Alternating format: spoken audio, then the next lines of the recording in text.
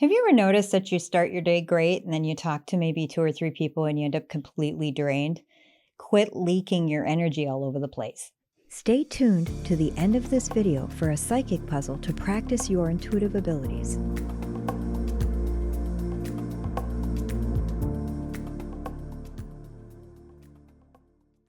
I think we start out with the best intentions every day. I think that we want to be compassionate, kind people, but there are just some people that end up taking from us. I think we call these people energy vampires, but the truth is it's more like a tsunami. We're in contact with them and they end up just flooding us all over the place. And the key is to be mindful of your own energy body all the time. And I know this is a new way of thinking, perhaps for you, but it's a very important one. So I want you to imagine that you only have a cup of energy per day, okay? Maybe you have, I'll say 100 ounces. We'll look at it that way, just so it's an even number of 100, however big that is, okay? And I want you to imagine that you give away little sips of water to people throughout the day. And I want you to be mindful of what happens with those sips. So some of those people give you energy in exchange. Some of them, maybe it's just neutral. And then others actually somehow leave you feeling like you gave a lot more than a sip, and they end up taking gulps of what you are. And then you end up very depleted with nothing left at the end of the day. Now, if you're like me, you have other responsibilities than work. You have maybe a marriage, maybe you have children, maybe you have pets, maybe you have parents or friends that are dependent on you that need your energy either every day or at various points throughout the day or the week. The thing is that if you're leaking your energy all over the place to not good places, you're going to be less than an ideal version of yourself. You're going to end up feeling overwhelmed and depleted. You're going to end up getting sick because that's the fastest indicator that you're out of balance. And you might be crabby at somebody that really needs you when they deserve your bandwidth, because these are people that do give you good energy exchanges. And you might end up becoming an energy leak. That's energy drain to other people. That's ultimately what happens. If your resources go all the way down, you end up making a vacuum and pulling from other people. So this is why it's really important to start with, where am I at right now? Maybe on a 1 to 10 scale. Am I a 10 or am I a 7? Pay attention to where you personally are at and then honor that. If you don't have a lot of energy to give, then don't give it. One of the things that I think is really important is don't send obligatory texts or emails. So do not communicate with somebody if it feels draining to do so. Give yourself a moment to get into your power. And this is you being mindful and respecting your power. You may not have the energy or the bandwidth to do it for a few days. I have an individual right now, I have a family member I absolutely adore, and she sent me an email and I've had to sit on it a couple of days because when I start to reply, it feels draining. So the energy exchange is probably not going to be very rich or very high. So I have to make sure that I have enough energy that I can bring to this conversation and then just let it be. I'm not expecting anything in return, but I want to make sure that I'm being an authentic, elevated version of myself and I'm not just replying in an obligatory way. I feel that these little obligations make you leak energy all over the place. We all have them. I think especially women have a lot of them. I don't want to make this sexist, but I think women, at least the women I know, are in a maternal role for their children, for their spouses. You know, they run the house a lot of times, and then for their parents. So they might have extra responsibilities in addition to work and maybe the neighborhood or siblings or friends or family and other things. So think about this. Think about how you might be overextending yourself, and then think to yourself, which ones can I kind of rein in a little bit so that I'm not leaking so much of my energy? There's this saying that you are the combination of the 5 people that you hang around most. So think about those 5 people. It might not actually be 5 people.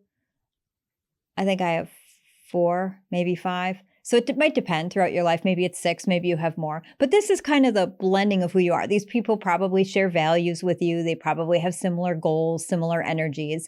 And if 1 or 2 of those people don't, you might find that they're heavier. But in a lot of situations, you have to have them in your life. So you have to ask yourself, how much bandwidth do I have for each of these people? And if you want to have enough bandwidth, you have to stop leaking your energy to sources that aren't giving you energy in exchange. And I'm not saying that you should give for the sake of return, but be aware of what you're giving and if it's really serving you or that other person. So if you're giving energy by listening to somebody that's not getting any better, choosing not to make action steps, or if you're engaging in useless social media posts that are designed to make you angry, which you're just giving away and leaking energy that way, stop. Remove the apps. Remove the. I just heard somebody just told me today that they spent $50 a year for some sort of app blocker that limits the apps that they have access to because they can't control themselves. They can't control themselves from getting lost on other apps. Rein it in a little bit and protect your energy. If you find that you're having trouble setting boundaries, if it's difficult for you to rein in your energy and you're not sure who these places are or these things are that are leeching some of your energy, I did write a book called Eliminate Bottom Feeders: How to Attract Extraordinary People. It is available on audio, and you can also order a copy for yourself. This might be a nice tool. I also have an online training how to set healthy boundaries with people who hurt you. So I have all these different tools that you could explore that might help you get some understanding of what you're doing and how to begin to set healthy boundaries with some of these little sources in your life that you're leaking energy to. So if any of this relates to you, if this seems familiar, or if you have a hack or a tip that's helped you not leak your energy, we would love to hear about it in the comments. It's psychic puzzle time. At the end of every one of my videos, I offer an opportunity for you to test your intuitive skills. To do this, we're going to imagine that the Reiki energy comes in the top of our head, goes all the way down our body, all the way down our feet, all the way down to the core of the earth. And then from the core of the earth back up, and it meets our feet, it travels up our body and up out the top of our head and out our right hand and in our left. And then I want you to think of something that feels really, really good. Pick a memory or a feeling that just feels fantastic. It could be a favorite vacation you had. It could be a favorite place in the house that you like to get cozy, but really envelop yourself in this feeling. And imagine a bubble of protective light around you in this feeling. And then when the puzzle comes up, I want you to take your time, hit the pause button if you need to, but then go with your very first guess. Good luck. Guess the category that the mystery animal is from: fish, mammal, or bird. You have 10 seconds to determine the answer. If you need more time, hit the pause button. If you're feeling extra ambitious, guess what the mystery animal is as well. Maybe you pick up a color, a sound, the way they smell, the region they are from. You get the idea. Good luck.